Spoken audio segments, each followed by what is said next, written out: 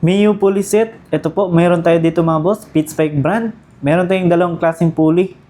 Pulley version 2 at saka pulley version 3. Ito yung pagkakaiba nila mga boss. Minimal naman yung pagkakaiba. Pero mas good itong version 3. So, ito yung bushing niya. Ceramic. Ito naman sa version 2 is bakal. Ayan. So, ito hindi kinakalawang at magaan. Tapos, ito naka-nano painted siya mga boss. So, kagandaan ng nano painted, di kakapit na yung mga alikabok dito or mga carbon. So ito, yun lang ang pagkakaiba nila.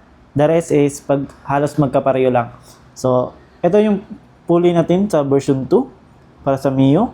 Yung sukat is 105, 13.5 degree angle.